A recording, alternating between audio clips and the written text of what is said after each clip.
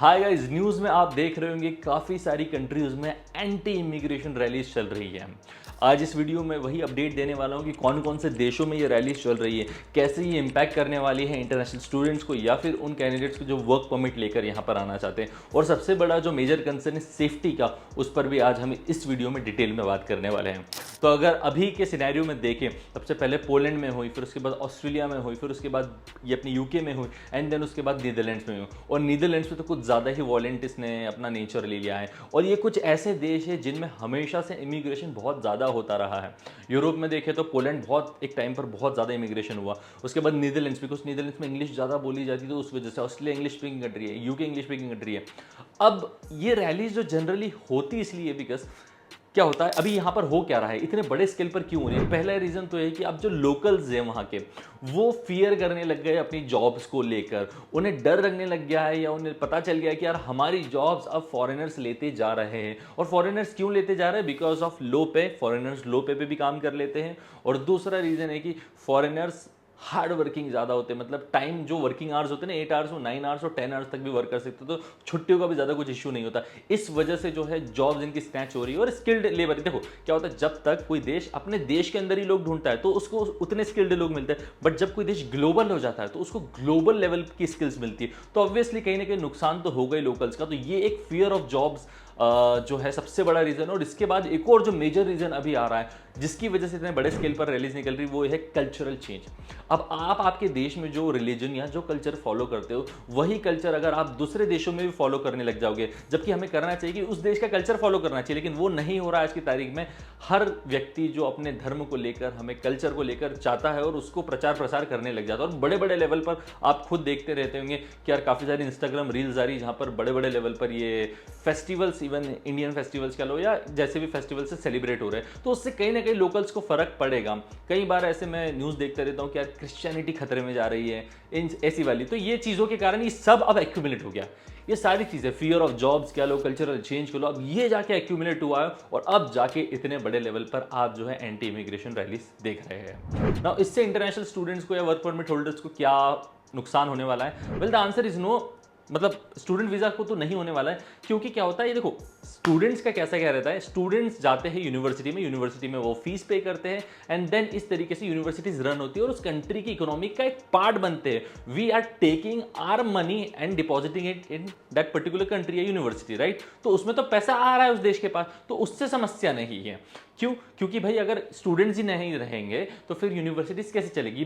एक major question आता है। बट हाँ, वहीं अगर वर्क परमिट की बात करें तो वर्क परमिट के सीन में बड़ा इंपैक्ट देखने को मिलने वाला है और काफ़ी कंट्रीज ऑलरेडी लगा चुकी है।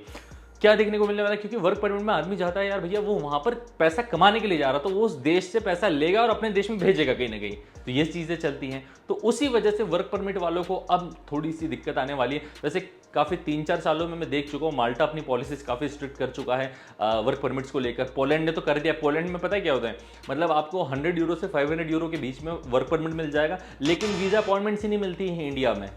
तो मतलब ही क्या उस वर्क परमिट का जिसमें आपको वीजा अपॉइंटमेंट नहीं ले। पोर्चुगल में भी यही सीन होता है। ऐसे काफी देश है जिन्होंने ऐसा तो कर दिया कि ठीक है वर्क परमिट ले लो, लेकिन अपॉइंटमेंट तो देंगे नहीं, और अपॉइंटमेंट देंगे नहीं वीजा की तो आप आगे से पाओगे, राइट। तो ये चीजें काफी होने लगी है, ये पहले से ही होती आ रही है, तो अब इसको और बड़ा स्केल मिल जाएगा। लेकिन स्टूडेंट वीजा में ऐसा प्रॉब्लम नहीं है। हाँ, लेकिन वीजा के रूल्स जो है वो थोड़े बहुत स्ट्रिक्ट आपको देखने को मिल सकते हैं। जैसे कि आप वीजा में देखेंगे तो फंडिंग रिक्वायरमेंट शायद बढ़ सकती है। वीजा में देखेंगे तो आप एक कैप लगा दिया जाएगा इंटरनेशनल स्टूडेंट्स पे भी, काफी कंट्रीज ने ऐसा लगाया हुआ भी है।